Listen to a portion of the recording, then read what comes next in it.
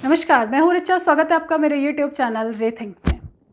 किसी ज़माने में भारतीय वायुसेना के सबसे तेज़, खतरनाक और भरोसेमंद लड़ाकू विमानों में शामिल मिग-21 अब आए दिन दुर्घटनाग्रस्त हो रहे हैं। पिछले 4 महीने की बात करें तो वायुसेना के फाइटर जेट मिग-21 3 बार क्रैश हो चुका है। इस दौरान हमने अपने 2 जाबाज हीरो को खोया है। 21 मई की बीती रात पंजाब के मोगा जिले में हुए विमान क्रैश के दौरान स्क्वाड्रन लीडर अभिनव चौधरी शहीद हो गए। वो सिर्फ अभी 29 साल के थे और उनकी शादी सिर्फ 2 साल पहले 2019 में हुई थी।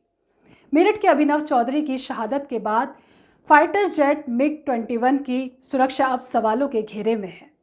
इंडियन एयरफोर्स में मिग-21 सबसे ज़्यादा क्रैश होने वाला लड़ाकू विमान है। अभी तक भारतीय वायुसेना में मिग-21 क्रैश होने से 200 पायलट शहीद हो चुके हैं। वायुसेना 1960 से मिग-21 विमानों का इस्तेमाल कर रही है। मिग सीरीज के लड़ाकू विमान पिछले 50 सालों से भारतीय वायुसेना की रीढ़ की हड्डी बने हुए हैं। भारतीय वायुसेना को साल 1960 के बाद से 850 से अधिक मिग लड़ाकू विमान मिल चुके हैं।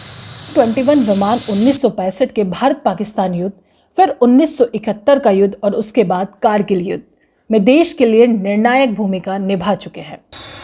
इन विमानों की उम्र भले ही 50 साल से ज़्यादा हो गई हो, लेकिन आज भी एक अपग्रेडेड मिग-21 विमान आसमान में किसी भी आधुनिक विमान को टक्कर दे सकता है। इसका सबूत पूरी दुनिया 2019 में देख चुकी है, जब मिग-21 ने पाकिस्तान के आधुनिक विमान F-16 को मार गिराया था। वैसे तो मिग सीरीज के इन विमानों की लड़ने की क्षमता आज भी बरकरार है और ये अचूक है, लेकिन सेफ्टी के मामले में इस विमान का रिकॉर्ड ज़्यादा अच्छा नहीं है। इसलिए इस सीरीज के विमानों को हमारे देश में फ्लाइंग कॉफिन कहा जाता है। एक्सपर्ट्स की माने तो मिग सीरीज के विमानों की दुर्घटनाओं के पीछे कुछ ये कारण हैं। मिग सीरीज के विमानों की ताकत ही उनकी सबसे बड़ी कमजोरी है, जैसे इसकी स्पीड। लैंडिंग के समय मिग विमानों की स्पीड लगभग 350 किलोमीटर प्रति घंटा होती है, जो काफ़ी अधिक है। इसी स्पीड की वजह से इस विमान को ऑपरेट करना बेहद मुश्किल हो जाता है। दूसरा है कॉकपिट की खिड़कियां का डिज़ाइन कुछ ऐसा है कि पायलट को रनवे ठीक से दिख नहीं पाता। इस वजह से भी हादसे होते हैं। मिग-21 के क्रैश होने की एक सबसे बड़ी वजह यह भी है कि इसके इंजन में फ्लेम आउट यानी अचानक आग पकड़ना भी आम है और इस कारण ही हादसे होते हैं। इन विमानों की लंबी उम्र भी एक कारण है। ये विमान 50 साल से सेवाएं दे रहे हैं, जबकि इतने साल तक तो कोई गाड़ी भी नहीं चलती। आखिरी कारण क्रैश होने का ये भी है कि मिग सीरीज के विमान सिंगल इंजन वाले लड़ाकू विमान हैं, जिसकी वजह से जब उड़ान के दौरान इंजन में खराबी होती है तो इसे सपोर्ट करने के लिए दूसरा इंजन विमान में नहीं होता। भारतीय वायुसेना के पास फाइटर जेट 21 के 4 स्क्वाड्रन बचे हुए हैं। भले ही इनकी देखभाल उन्हें अपग्रेड कर दिया गया हो, लेकिन अब ये विमान ना तो जंग के लिए और ना ही उड़ान के लिए फिट बैठते हैं।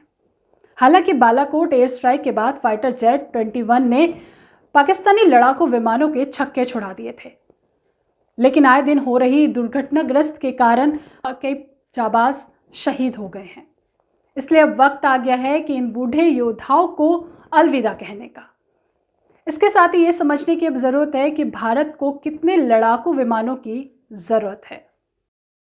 भारतीय वायुसेना को इस समय 42 स्क्वाड्रन की ज़रूरत है। एक स्क्वाड्रन में 18 फाइटर जेट होते हैं और अगर भारत एक समय में पाकिस्तान और चीन दोनों से युद्ध लड़ता है तो उसे 42 स्क्वाड्रन की ज़रूरत होगी, यानी कम से कम 756 विमान चाहिए होंगे, लेकिन हम इस संख्या में अभी पीछे हैं। इन तमाम स्थितियों को देखते हुए भारत ने फ्रांस से 36 राफेल खरीदे हैं। जल्द ही 40 तेजस विमान भी मिलने वाले हैं।